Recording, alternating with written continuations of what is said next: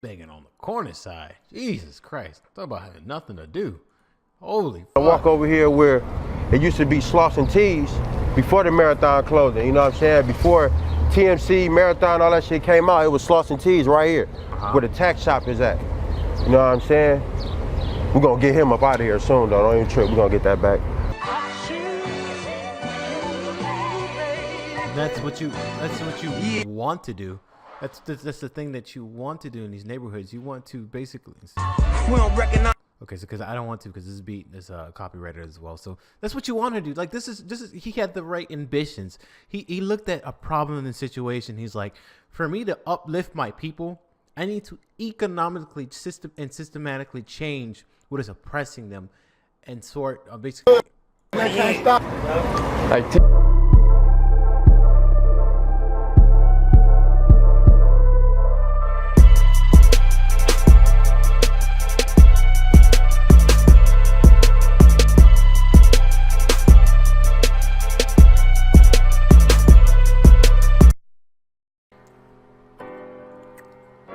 Let's get into the meat and potatoes of this shit.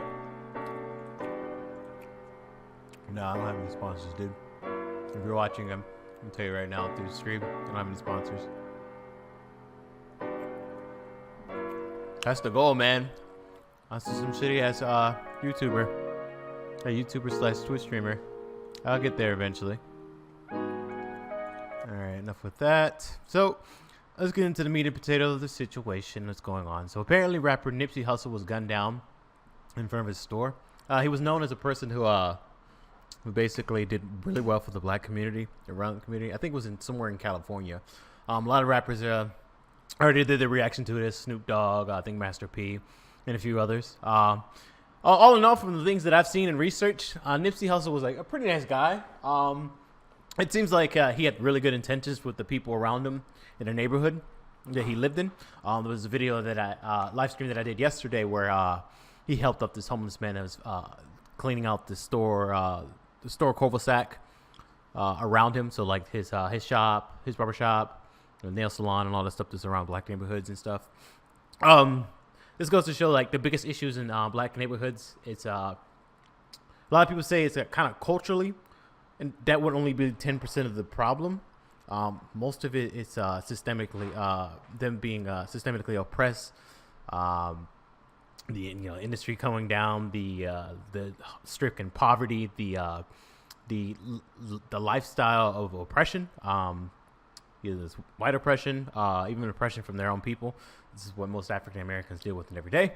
I'm technically not African American. I'm Hispanic, Afro-Hispanic. I still hang out with the brothers and sisters. All right, so let's get to the meat and potatoes of this. Well, I don't eat meat, so let's get into the tofu and potatoes of this. Nipsey Hussle commentary. Long-winded. What I'm going to do is just basically, commentate, state things that state my perspective, and let's enjoy some of this part of this video. Running through this life like it was mine. Never settling, but setting every goal high. 1,000 burpees on the path to my own destruction or success. But what is a mistake without the lesson? See, the best teacher in life is your own experience. None of us know who we are until we fail. They say every man is defined by his reaction to any given situation. Well, who would you want to define you? Someone else? This is the guy that, in my last stream, that he helped out.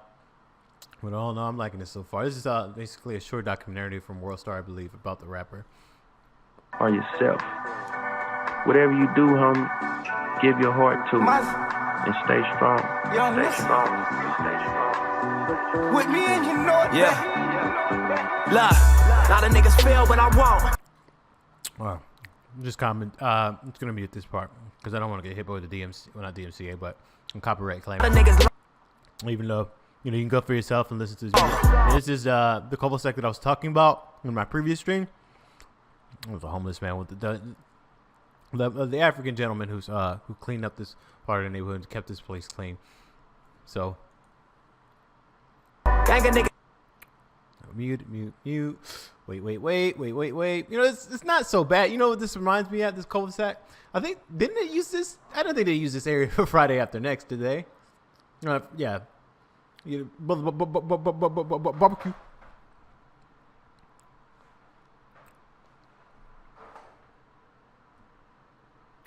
So, 1 second, guys. Let me play this so the music can just keep going. All right. Wait. We haven't getting into dialogue. On radio station 60. Bruce, you've been lying for 60 years, man. You still lying? What wind blew you in? You still lying? You now I got you on camera. All right, man. On candy camera. The Marathon clothing is, the flagship brand, and it really just came from the parking lot, Crenshaw and Slauson. Shit, all as I can remember, man, like, this just always everything you need right here. Shit, clothes, sweaters, nigga, the people, music. Like, it wasn't none of this right here. This shopping center wasn't even really used. Everybody was really going where the Ralphs is, all the way on the other side. So yeah, man, we finna. Damn, they banging on the corner side. Jesus Christ. Talk about having nothing to do. Holy I walk over here where it used to be Slauson Tees before the Marathon clothing, you know what I'm saying? Before TMC, Marathon, all that shit came out, it was Slauson Tees right here, where the tax shop is at. You know what I'm saying? We're gonna get him up out of here soon though, don't even trip, we're gonna get that back. That's what you want to do. That's the thing that you want to do in these neighborhoods. You want to basically. We don't recognize. Okay, so because I don't want to, because this beat is copyrighted as well. So that's what you want to do. Like this is he had the right ambitions. He looked at a problem in the situation. He's like, for me to uplift my people, I need to economically systematically change what is oppressing them, and sort of basically. Like 10 years ago, I fucked up. Talking a little bit. Niggas so focused. 100. Exactly. The launch pad though right here. Nigga live to touch the floor from this motherfucking lot right here. All and they can't stop. God damn, I'm cold. like 10 years ago, I used to be a smoker, bro. I used to be sitting right here, chopping up rocks, smoking. 3 and 4 in the morning, man. This man right here, Slauson Tees was right there. It's my boy right here.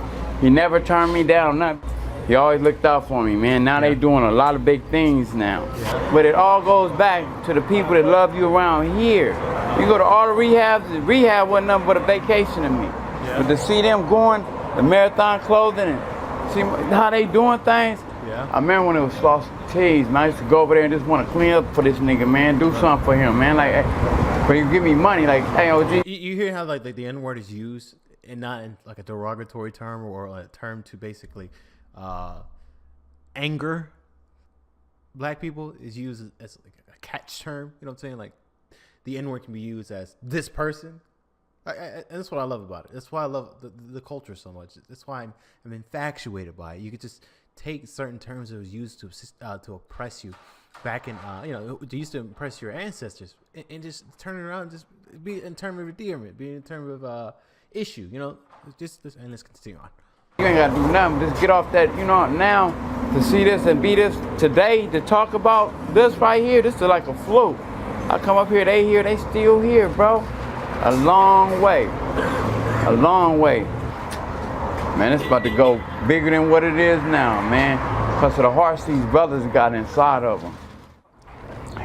When I first came here, one day I was coming back from the bank, and as I was passing through the lot, there was a lot of youngsters just hanging around, hanging out. Well, they found out that I was carrying a load of bread on me, so they were thirsty and hungry.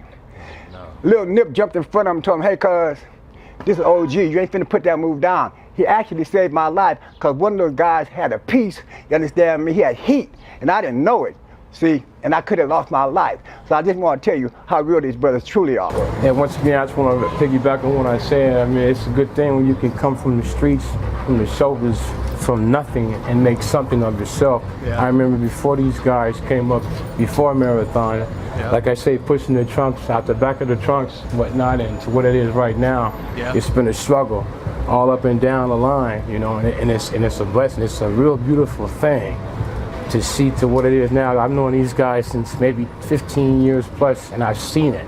It's a beautiful thing to see God's plan to unfold to what it is today. Oh, and the shit was just crazy, man. It wasn't no wall right here. You used to be able to walk from this parking lot straight into the gas station. So it was like a big ass block party for the Rolling 60s. We loved it. Like, okay, we got our own hangout. It's prime time. The Shaw was cracking. Low riders and shit, bitches walking up and down this motherfucker. Shit was cool. You know what I'm saying? Minus all the gang banging and the bullshit, but shit was cool. Treacherous alley right here, you always gotta watch. Niggas used to come creep through the alleys, try to run around, pop shots, pop, pop, pop. But now it's cameras and shit everywhere, so niggas ain't got some smarts about themselves. Or go catch 40 years, nigga, cancel Christmas. Oh man, this is a common occurrence. It's just like people, when you have nothing to do, violence and destruction becomes recreation. I completely understand. I understand. Like this, I mean, if you're just if you have no opportunities and all the things that basically has left you, I mean, what other choices do you have, really? I mean, you can go get a job, but the way you look, you're basically going to be you're not going to be hired by anyone. The way you speak, you haven't got the proper education to articulate what you think, in any subject matter. It's not like these people are. I'm not calling it like people dumb or lazy. You just don't have those opportunities. You just didn't have that environment to cultivate you to be the proper person growing up, and then you participate in things that.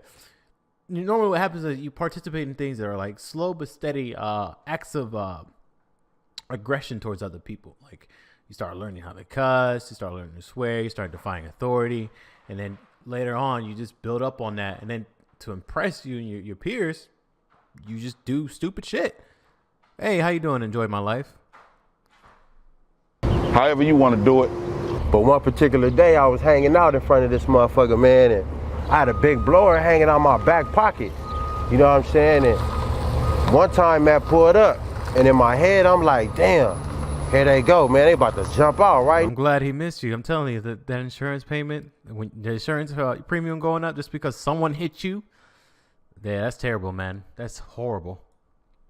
Yeah, I'm like, man, I'm gonna wait till they jump out and then I'm gonna run. I'm glad you're okay, okay, man. man. Run just yet. So they jumped out. Woman, glad a woman. Now in my head, I'm like, damn, cuz, what you gonna do? Luckily, I had an all money in, no money out shirt. This was the first one I think that bro might have printed up, you know what I'm saying? And luckily, I had that motherfucker on that day. It said all money in, no money out. So when the police jumped out, asked me what I'm doing, I'm like, man, I'm out here promoting music. It's all money in, no money out, man. We out here doing positive shit for the community. All that and all that. What type of car was it? They did not search me. One time I had a big ass 357 hanging out of my back pocket. All they had to do was say, turn around, bro. I was going to jail. Or I had to run through that alley. Maybe you don't want to admit that you had a 357 in the back of your pocket right now. Tesla Model Y. Jesus Christ, man. I wish I could afford that car. For me, I just want a Tesla. I'll be good with the $35,000 Tesla. It supposedly came out, but it had, was shitty and not shitty. With less interiors. How are you enjoying it? Wait. How'd you get you a Model Y? Oh, here's still thinking, he's talking about the Model X. How'd you get you a Model Y already? I don't even think they pre-ordered it yet.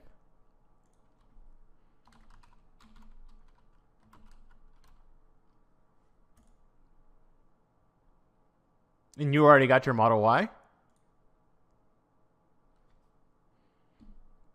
I swear to God, they just... So if I click order now, right? Hopefully it doesn't show my credit card information. How long is the wait for it? Standard range production is expected to begin 2020. This hasn't even been into production yet. How do you get a Model Y? Standard range production is expected to be in 2021. Hasn't even gone into production. How do you get a Model Y? Do you mean a Model S? A Model 3? A Model X? Because the Model Y is not even out yet. You can order it, but you can't drive it yet.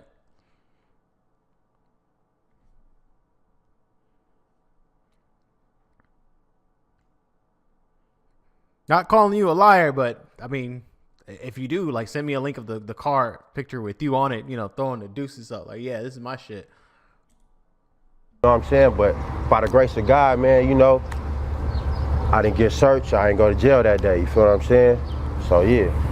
All right. The reason this lot is special to us, we started in this parking lot. We grew up around here. This Shell gas station behind us used to be owned by a black man. When we was younger, we used to catch the bus going to school there. And we used to always want to own something. And we used to walk this way going home. Across the street at this Louisiana Fried Chicken. That should always be your mindset. We used to hustle in that parking lot. When you look at something, when you look at a store, it should be always be your mindset. I don't want to buy nothing on this store. I want to own this store. I want to own this thing and bring more money into my community and my family. You know, first and foremost, myself. And this is the mindset that I'm guessing Nipsey Hussle did for his community. Like, in terms of the economic mindset, is my people need to own shit. They need the rule shit. Like, this is their neighborhood. The only way out of this, not the only way, one of the biggest way out of this is just to get rid of this economic oppression that we face day by day. I'm only 7 minutes in. Holy shit. When I was running around trying to get money, I used to always drive by this lot. And Nip, my brother, used to always be in this parking lot. It used to be probably like 15, 16 people in the lot. A lot of these buildings was abandoned. And they used to be in the lot hustling. So this lot means a lot to me, means a lot to Nip. You know, niggas done stood tall in this lot and opened up businesses and fought and got shot at. Yeah, so we right here in Crenshaw and Slauson. Take a walk with me. I'm gonna just walk through the lot with you and talk real quick. Yeah, so you know, originally we had this location right here. It was called Slauson Tees. We didn't have these two corners of this third space. We was operating out of this space right here. You know, my brother had, you know, caught a case, went down for a few years. So we ended up losing this space. When he came home, you know, he did like 3 years with 80%. And when he came home, you know, he had a little money saved up. I had a couple dollars when he touched down. We put our bread together. And the first thing he said is, I want to get this spot again. You know, I want to get back where we was at. And at first I'm like, man, you know, we got so much going on with the music. Do you want to be right here? And he like, you know, it's important that we, you know, keep what we had going and also, you know, execute what we started, finish what we started. So he set up a table on this bus stop right here on Crenshaw and Slauson, and basically he was selling t-shirts and socks on parole on a table. You know what I mean? Every day you drive down Slauson, you'll see my brother in the middle. This is the hustle. This is what they always talk about. Like, this is what you have to do to survive. Selling t-shirts and socks on the side of the street just to make a couple dollars to live. Like, because no one's gonna give you any money. No one's gonna really give you a job. You just have to pick like weird off things that people have every day to sell to them, and people will buy it. You know, people buy it. You got to sell it cheaper than what even the retail store is selling. You're actually missing out on the value, man. And you'll sell in bulk. I mean, it's fucking terrible, man. Middle street making the sales. The first, you know, bread he got, he grabbed the space. First, last in the security deposit. And you know, from there it been flipping every dollar. Out here though, my nigga been in this parking lot for years, my nigga, you feel me? Before we had the shop and all that. Nigga used to be right here out the trunk, doing what we do, getting our little money, you know what I'm saying, scraping up our little ends. And the shit took, you know what I'm saying, each next level. Now we got the shop going, we got the deal popping. I was just finna fire on Nip, man. Don't even trip, man. It's all good. Cut the cameras off now. Hey, these underballs. I wonder if we're gonna see the guy who like murdered him, like captured on video. Fire on a loc like myself, cuz. Hey, niggas in hell gonna have ice water with balloons and umbrellas in their cups, nigga. On hood. Why don't we go inside the shop real quick? Let's check this out.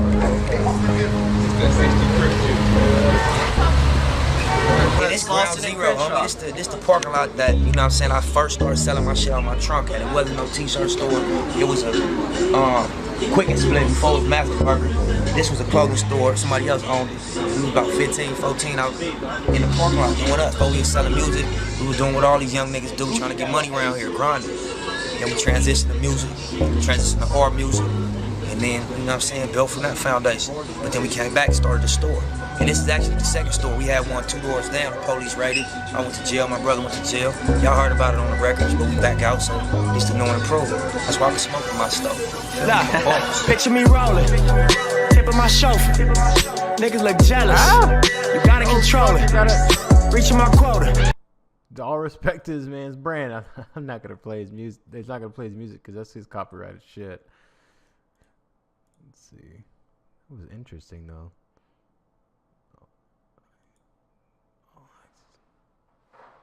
So how did the Overwatch League get into my channel and speak to me? That's so weird.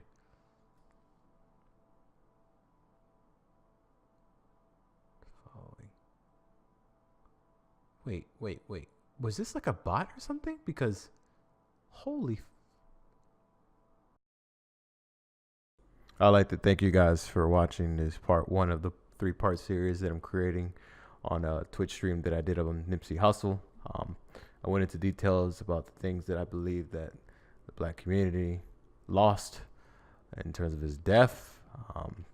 Talked about a whole bunch of things from my perspective. And if you agree with my perspective, disagree with my perspective, please leave a comment on the box below. And let me know how you felt about the passing of a great man, Nipsey Hussle. This whole Twitch clip that I'm posting up in the 3-part series is just me watching this documentary and understand what the man did to the people around him. Hopefully more and more people become like him. Hoping his passing wakes up a whole lot more brothers to understand that their neighborhoods is a blessing, and then they can rise above any occasion. If you like what you see on my channel, like what I'm doing and enjoying the content, and want to help me out and to increase the quality, want to donate to my PayPal account, just check me out on my Twitch. No donation is needed, but it's appreciated. Hope you guys find love and peace and stay classy. GXG out.